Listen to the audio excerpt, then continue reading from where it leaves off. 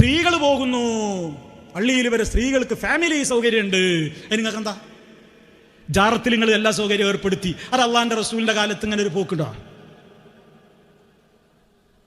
മദീനത്തെ പള്ളി, മക്കത്തെ പള്ളി, ബൈത്തുൽ മുഖദ്ദസ്, 3 പള്ളിയിലെ ലോകത്തെ ഏറ്റവും ഫേമസും ശ്രേഷ്ഠകരവുമായ പള്ളികളായിട്ട് എണ്ണുന്നത്.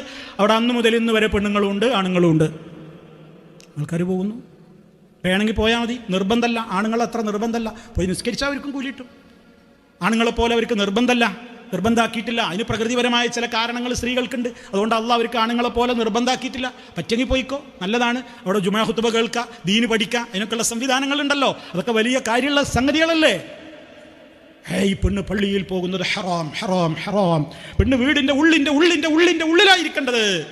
എന്തായാലും പെണ്ണുങ്ങളൊക്കെ അങ്ങനെ സിയാറത്ത് ടൂറിന് ബസ്സിലൊക്കെ അങ്ങനെ കയറിയിട്ട് ഉള്ളിലാണല്ലോ ഇപ്പോൾ ഇരിക്കണത്.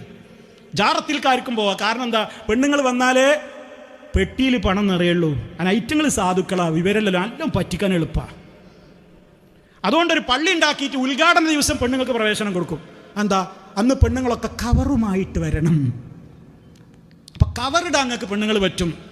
പിന്നെ കബറിലേക്ക് കൊണ്ടുപോകുമ്പോഴോ മയ്യത്ത് നിസ്കരിക്കാൻ പള്ളിയുടെ ഉള്ളിലേക്ക് ഒന്ന് കയറ്റും. അല്ലാതെ അങ്ങോട്ട് വന്നാൽ ഈ വഹാബിൻ്റെ പെണ്ണ ഇവിടെ കയറാൻ പാടില്ല.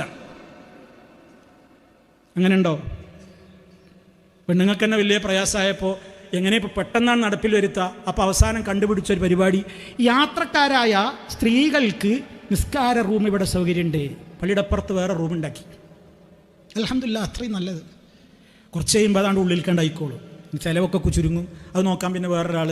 ഒറ്റക്കൊരു സ്ഥലത്തൊരു പെണ്ണുങ്ങൾക്ക് റൂമാക്കി അവിടെ പ്രശ്നങ്ങളായാലും ബുദ്ധിമുട്ട്. കുറച്ച് കാലം കഴിയുമ്പോൾ പതുക്കെ അങ്ങനെയാണ് മാറിക്കോളും.